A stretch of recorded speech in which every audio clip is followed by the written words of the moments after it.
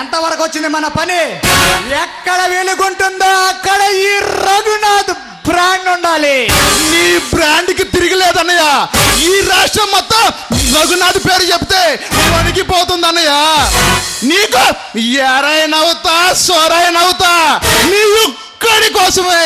Please kindly request, మా అన్నయ్య జోలికి వస్తే అడ్డంగా నరికేస్తా. ఎక్కడ చరిత్రలో తిరగేస్తే ఈ రఘునాథ్ పేరే ఉండాలి.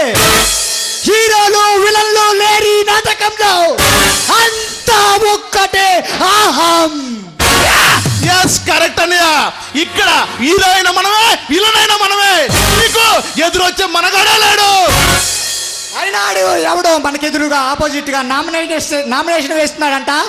అర్థమైన ప్రతి వాడు నామినేషన్ వేస్తే ఎలాగా అండ్ గడ్డి పరకలా పీకేయాలి. చంపేయమంటావా? ఖాళీ ఎప్పుడు చంపేయడాలు, అల్లర్లు గొలలేనా?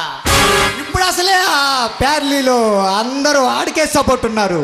కానీ ఇప్పుడు ఏమన్నా అన్ని చేసావంటే ఆ సింపతి మొత్తం వాడికి వెళ్ళిపోతుంది. నాకు తెలిసింది ఒకటే అన్నయ్య, మరణాలు మానభంగాలు తప్పితే నీకోసం ఏదైనా చేస్తా. ఈ ఒక్కడి కోసమే. ఓకే ఓకే, ఈ టైంలో అల్లర్లొద్దు. ఎలక్షన్లు ప్రశాంతంగా జరగనివ్వు.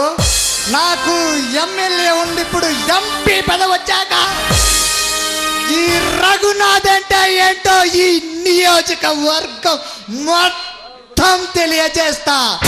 అప్పుడు ఇక్కడ రక్తంతో తడిచిపోవాలి. ఓకే అన్నయ్య, నేను అలాగే సైలెంట్ గా ఉంటా నీ కోసం. సరే, నేను ఆ పని చేసుకుని వస్తాను, వెళ్ళొస్తానన్నా.